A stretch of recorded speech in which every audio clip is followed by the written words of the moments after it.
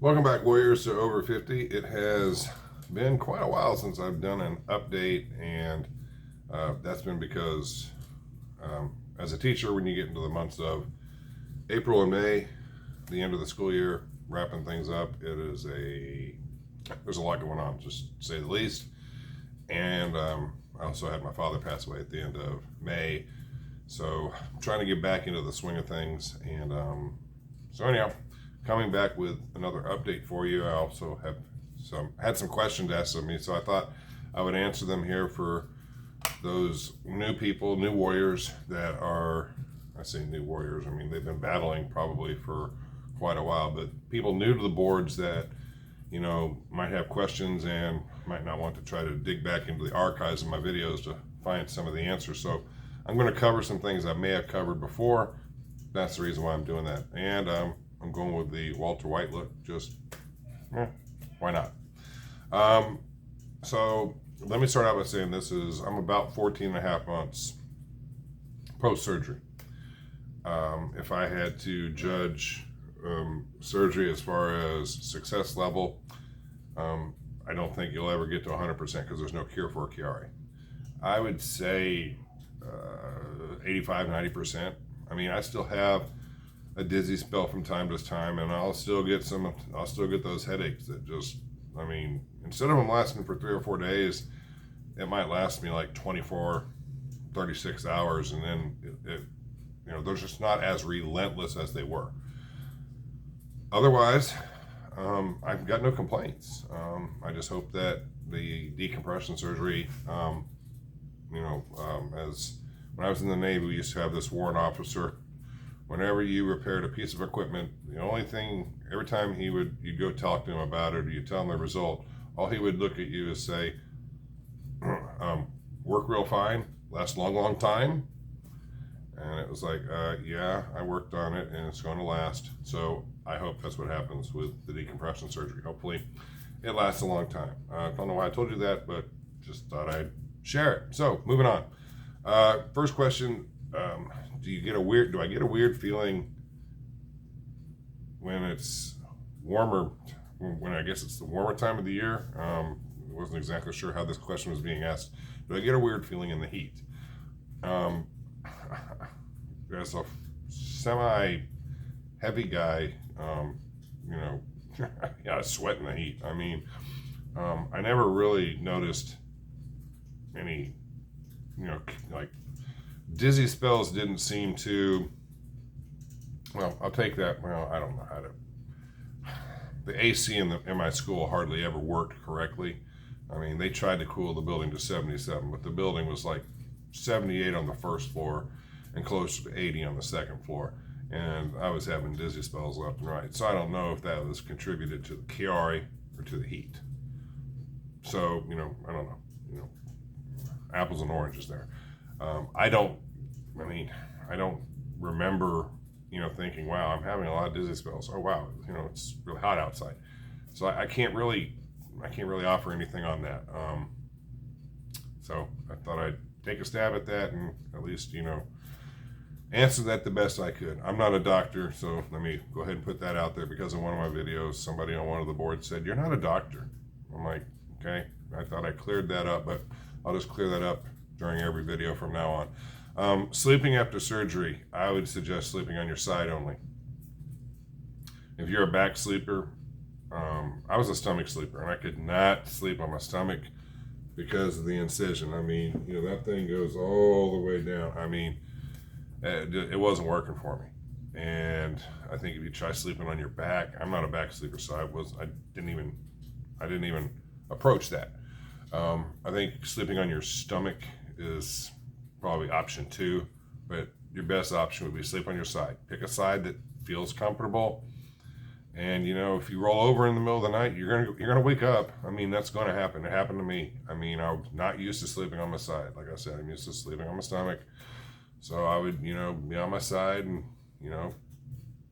wake up in the middle of the night, like with a pain, and, it's because I was rolled over on my stomach. So I would suggest sleeping on your side. I did a video on a pillow that I bought that I really liked, and I was really happy that I got it after surgery and I had it during recovery. So it's in one of the other videos. You'll be able to find it. I also included in the description the link, so that you can order the exact same pillow. I love the thing, so that would be my suggestion for sleeping after surgery. Incision advice. Somebody, I forget who it was, might have been my friend Steve. And Steve, I hope you're doing good. Like I said, message me if you have any questions. I'll try to help you as much as I can. If you have any questions about your incision, I don't care what it is, I would call. I mean, because you're dealing with not pretty significant surgery. You're having major surgery, and you've got an incision about 5-7 inches. I've seen some people have really long incisions. If you have something oozing out of your incision, I don't care if it's clear. I mean, mine looked like pus, and it was because it was infected. It was a yellowish. I had a pillow.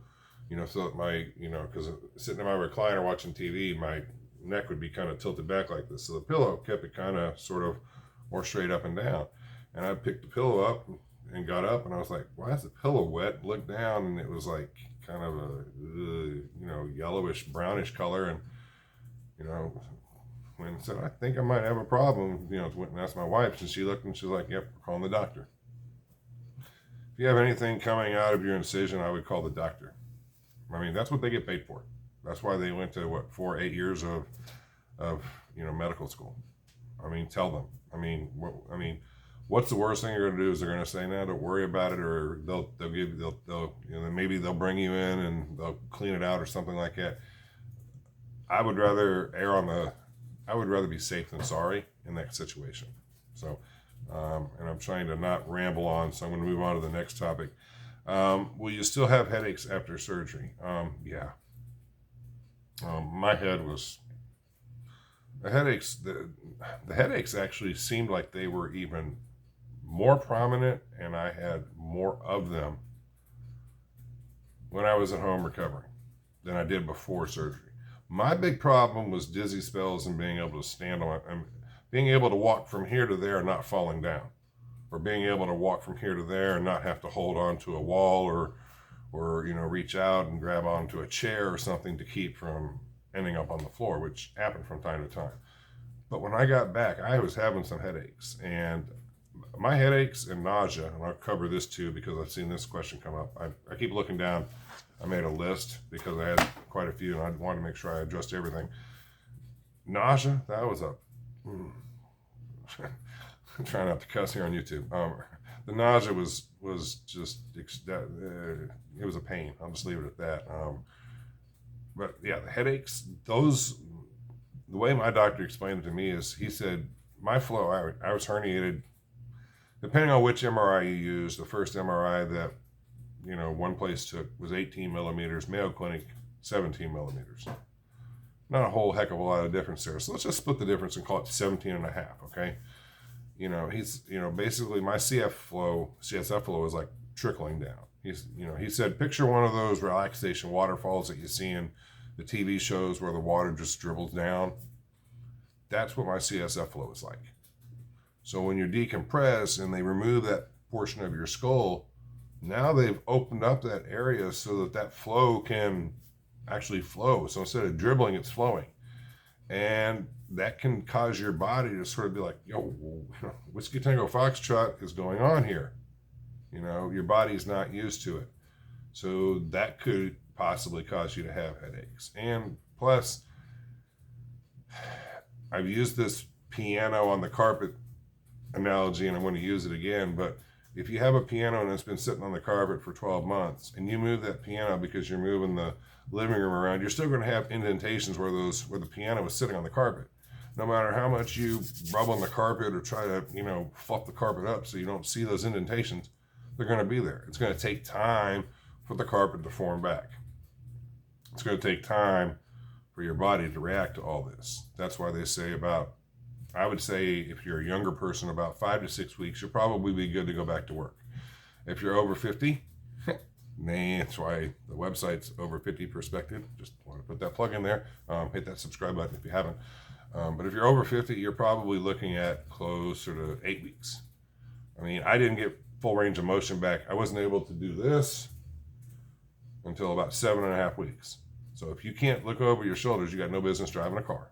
That's just my personal opinion. I'm not telling you what to do, but you know, if you can't look over your shoulders, you shouldn't be driving. But you know, it's going to take your body time to adjust. Also, I had to refill my pain medicine and my nausea medicine. I had to refill it. Some people say they didn't have to refill it. Well, you know, good for you if you don't have that problem. But the last thing you want to be doing is vomiting after you've had this surgery. That's the last thing you need, is to be, you know, leaning over the toilet, you know, holding on to the back of your head and trying to, you know, keep this, hoping that this doesn't hurt. You know what happens when you do that. So, so I would definitely take your meds. Don't skimp on them.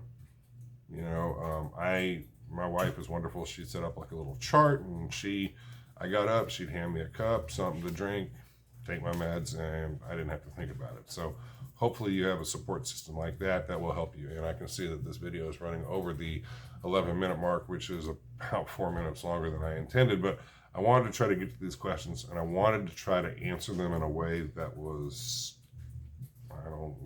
I guess, answer them completely, not leave you sitting there going, well, what about this? So I've tried to do that. So if there's something that I left out or something that I didn't quite cover completely, and like I said, I'm not a doctor, don't profess to be, I'm just telling you how my situation kind of relates to these questions, what I had to deal with, what I did, and why I did it, and what I would do if I had to have this happen again. So hopefully this is helpful. Again, like, share, most importantly, subscribe. But please share this out there with other warriors so I can try to help them, you know, get over this. And until next time, just remember, stay strong, and I'm here if you need me. Use me as a resource. Take care, warriors. Later.